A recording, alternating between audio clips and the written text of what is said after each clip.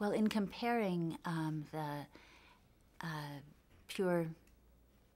DMT, isolated DMT, with ayahuasca, which is sort of the embedded, drawn-out DMT experience,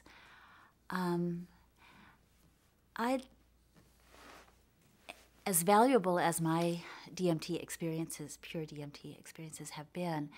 I feel that there's a lot more enduring value, really, in this folk technology, which stretches it out and makes it a navigable space and a place in which the individual has,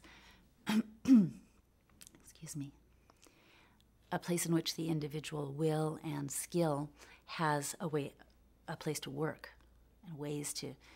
function. Our whole Western, European-derived tradition of distilling alcohols and isolating chemicals and making everything stronger and taking it out of nature and putting it into the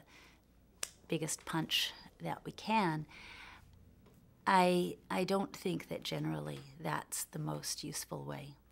I mean, I don't regret any of my experiences, but I think there's a reason that cultures have learned to turn a 5-minute experience into a 5-hour experience.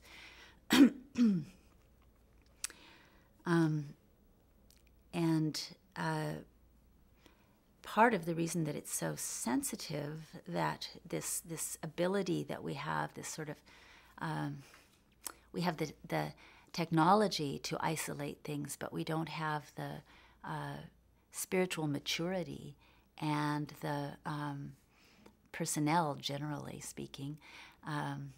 to shamanic personnel, to be able to hold people safely so they can have a transformative experience. I mean, this is apparently what the point of some of this research is, to hold people safely so that they can have these experiences and find out then what they have that is of value and that they can bring back and what endures and changes them. But our more, in the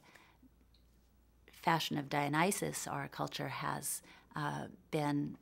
just wildly experimental and come up with a lot that way. But I do feel like it makes people vulnerable because we don't have a tradition, we don't have a shamanic context, we don't have initiations, we don't have elders who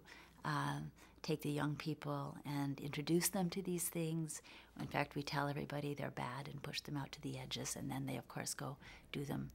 on their own without care and without guidance. And we all know people who are casualties of experimentation with these incredibly powerful substances, and DMT is one of them. So I think, yeah, you can, with the chemical, you can step off the deep end and not come back. And that's as much about the chemical, it's as much about the culture as it is about the chemical.